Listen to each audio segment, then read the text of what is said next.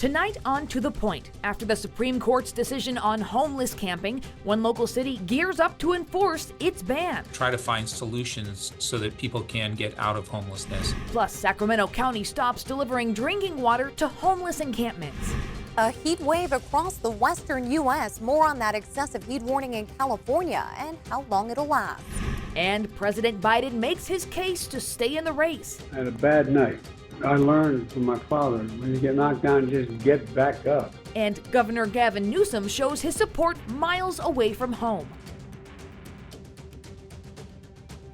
Good evening. Thank you for joining us on To The Point. Happy Independence Day. I'm Becca Habegger, and Alex Bell is out in the community tonight. We have a lot of news to get to, but first let's get right over to meteorologist Carly Gomez with your 4th of July forecast. Coming up. Not much relief in sight. Thank you, Carly. Well, now to an update on the wildfires still burning in Butte County. CAL FIRE says the Thompson fire is now 29% contained. It's burned more than 3,700 acres since starting Tuesday morning near Oroville. Now, at this hour, evacuation orders and warnings near Lake Oroville remain in effect. And new tonight, CAL FIRE says they have arrested 61-year-old Harold Pulley, who they say admitted to setting a backfire using a propane torch. He faces one felony charge. Developing tonight in Galt, investigators are trying to figure out what started a fire that burned down at least 2 houses. It happened along Emerald Oak Drive. Fire officials say the fire started between 2 homes. Both are a total loss, and a third has minor damage. But thankfully, no one was hurt. Sacramento County has stopped delivering pallets of drinking water to homeless encampments during this heat wave. You know, this was always going to happen according to both the city and the county of Sacramento. At the end of fiscal year, June 30th, deliveries stopped to 40 encampments. They were funded by American Rescue Plan dollars that no longer exist. The pandemic is over and large encampments, they say, no longer exist. This is a public health crisis.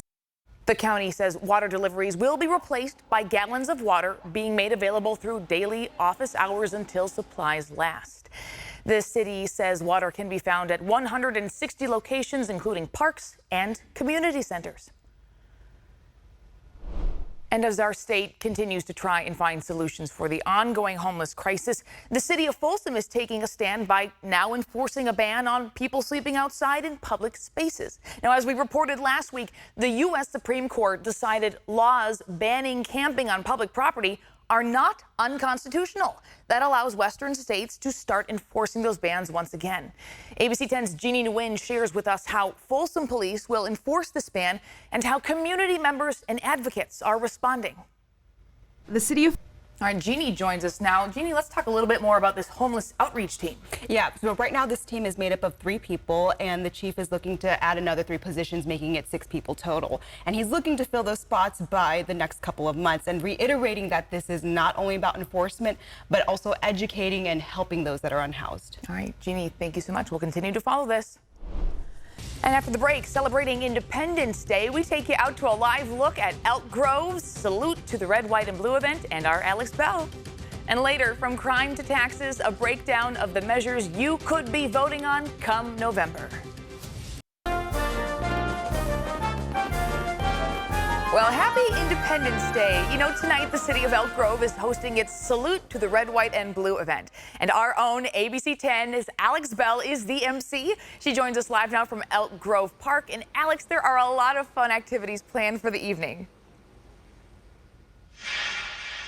Oh, to say the least, yeah. Back to you, because we're going to get started out here. Yes, Alex, wonderful. Thank you so much. I worry about that band getting overheated, though. They're performing, They're dancing around. I know, and they're center stage. It's all black stage, too, usually, so it gets really hot up there. We're looking at a lot of these hot temperatures continue. Wow, Carly, thank you so much for that update. Next on To The Point, President Biden making his case for staying in the race. Plus, what we're learning about last night's meeting with Democratic governors, which included Governor Newsom. And from crime and health care to rent control and taxes, the measures you will be asked to vote on in November.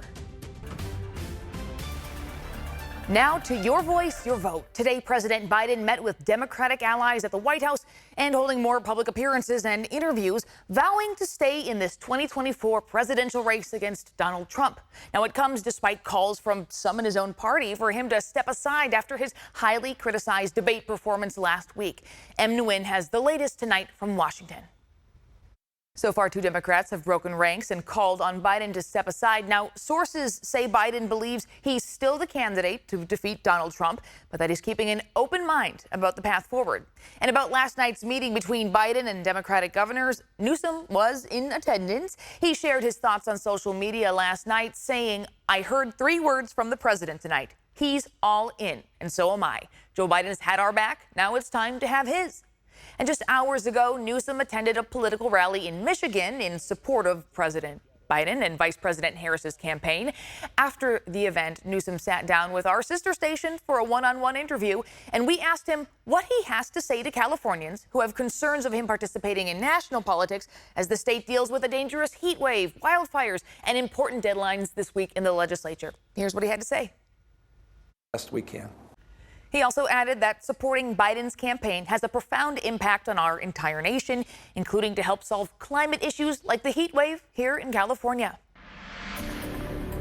All right, California voters will be weighing in on some important topics in November. In addition to the measures that already qualified for the ballot by gathering enough valid signatures, last night was the deadline for state lawmakers to vote on measures brought through the legislative process. And vote they did. Altogether, we'll have 10 ballot measures with topics including crime, health care, rent control, and taxes. Of the 10 measures California voters will see on their ballot this fall, 5 came from signature gathering and 5 came from the legislature. Let's start with the latter. On Wednesday night, just hours before the legislative ballot measure approval deadline, state lawmakers added 2 bond issues to the ballot. Proposition 2 will ask voters whether to approve borrowing $10 billion to build and modernize K-12 schools and community colleges. And Proposition 4 will ask voters whether to approve borrowing $10 billion for climate programs, including drinking water, wildfire mitigation, and sea level rise. This would help offset some budget cuts. On the topic of marriage, Proposition 3 would amend the state constitution to remove outdated language enacted by the passage of Prop 8 back in 2008, which says only marriage between a man and a woman is valid or recognized in California. A federal court ruled the language unconstitutional in 2010, and Prop 3 would remove it. Proposition 5 is a constitutional amendment question that would make it easier for local governments to borrow money for affordable housing and infrastructure. Proposition 6, known as the End Slavery in California Act, would change the state constitution, which currently allows involuntary servitude as a punishment for crime. The measure's supporters say that amounts to inmate slavery. Now to the voter-initiated ballot measures, each of which required hundreds of thousands of valid signatures. Proposition 32 will ask voters whether to raise the state minimum wage to $18 an hour. It's currently at $16, with the exception of most fast food workers who are paid $20 an hour through a law that went into effect back in April.